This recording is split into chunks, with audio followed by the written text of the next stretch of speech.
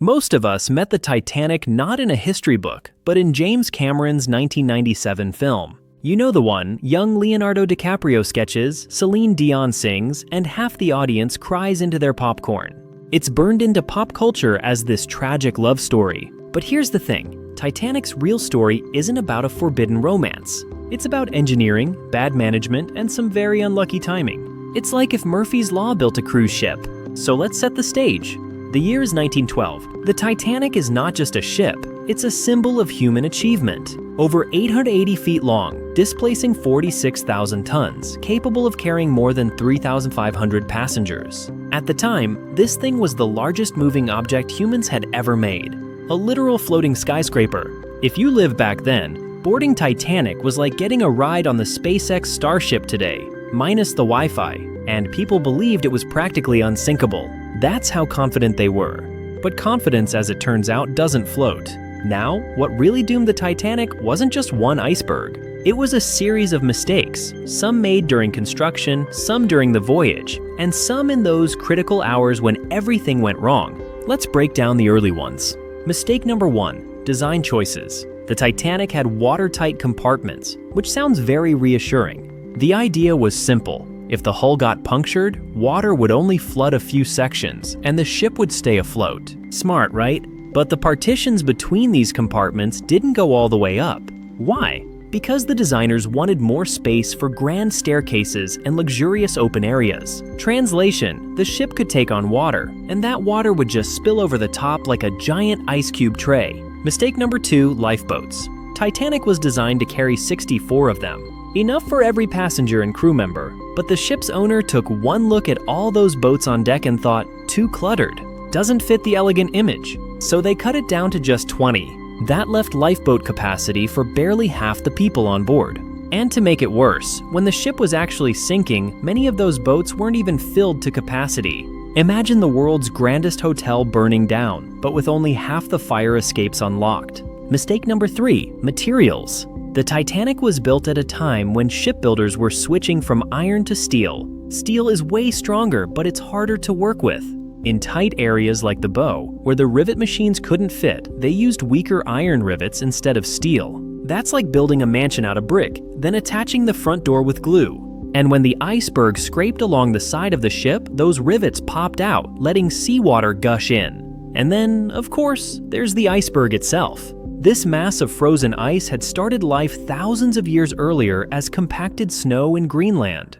By 1912, it had broken off a glacier and drifted south. Normally, most icebergs never make it this far into the Atlantic shipping lanes, they melt along the way. But that year, conditions were different, and dozens of bergs drifted farther south than usual. Fortunate for the iceberg, catastrophic for Titanic, but fate wasn't done stacking the deck. Just before the voyage, there was a crew reshuffle. One officer, in his rush to leave, accidentally took the key to the locker that held the binoculars for the lookout. So when the ship was plowing ahead at full speed in iceberg country, the men in the crow's nest were literally scanning the horizon with the naked eye. And as if that wasn't enough, the night of April 14th was about as bad as it could get for spotting ice. No moonlight. The ocean was unusually calm, which meant no waves breaking against the iceberg to make it visible. And a thin haze distorted the horizon, creating a kind of mirage effect. Spotting an iceberg that night was nearly impossible. So here we have it. Thousands of passengers on board, too few lifeboats, design flaws, weak rivets, a moonless night, and lookouts peering into darkness without binoculars. And despite all that, the Titanic was still steaming ahead at nearly top speed. Midnight in the North Atlantic. The Titanic is cutting through the water. The lookouts are straining their eyes, and out of the darkness they finally see it, a faint shimmer on the horizon. By the time they realize it's an iceberg, the ship is less than 1,000 feet away. At that speed, that's like spotting a wall when you're already in the driveway. The warning reaches the bridge in seconds. The officer on duty orders the engines reversed and the wheel turned hard to port. On paper, that sounds smart. In practice, it may have been the worst possible move. You see, Titanic needed about half a mile to stop, and the iceberg was way too close. By trying to turn, the ship scraped along the iceberg's side, opening up a long gash below the waterline. If they'd hit it head-on, the bow would have crumpled, sure, but the ship might actually have survived. Instead, the impact popped out those weaker iron rivets, and 5 watertight compartments started flooding. Titanic was designed to stay afloat with 4 flooded. 5 was game over. From that moment, the clock was ticking. Titanic had maybe 2.5 hours before it disappeared beneath the waves. And how that time was used? Well, it was far from ideal. First off, communication. Titanic had the best radio system of its day, with a range twice as far as most ships. But the radio operators weren't employees of the ship. They worked for a communications company. Their main job wasn't safety. It was sending and receiving telegrams for wealthy passengers. That's where the money was. So when other ships sent iceberg warnings earlier in the day, the Titanic's operators were too busy with personal messages to bother passing them along to the bridge. At one point, a nearby ship called the Californian even radioed to say, "We're surrounded by ice. We're stopping for the night." The Titanic's operator, stressed out and overwhelmed, snapped back, "Shut up, I'm busy." The Californian then switched off its radio. And guess which ship was closest when Titanic started sinking? Yes, the Californian.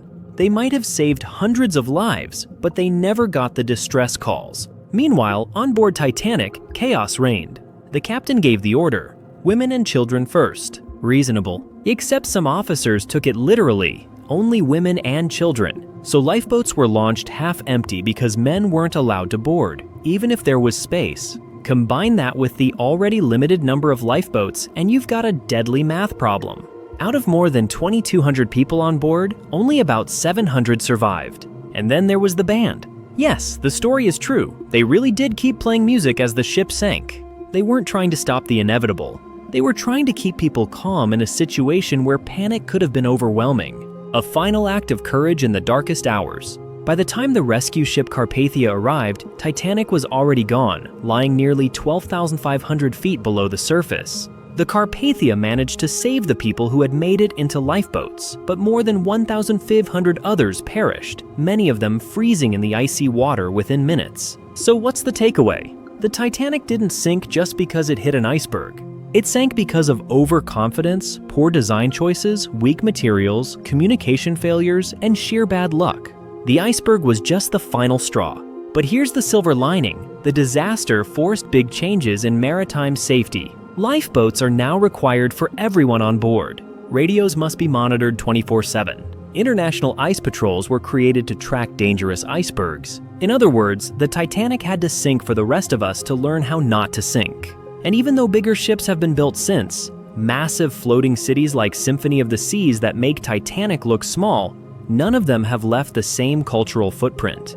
Because Titanic isn't just a shipwreck, it's a cautionary tale. A reminder that nature doesn't care how expensive your ticket was or how unsinkable your ship is. So the next time someone tells you a design is flawless or a system can't fail, remember the Titanic.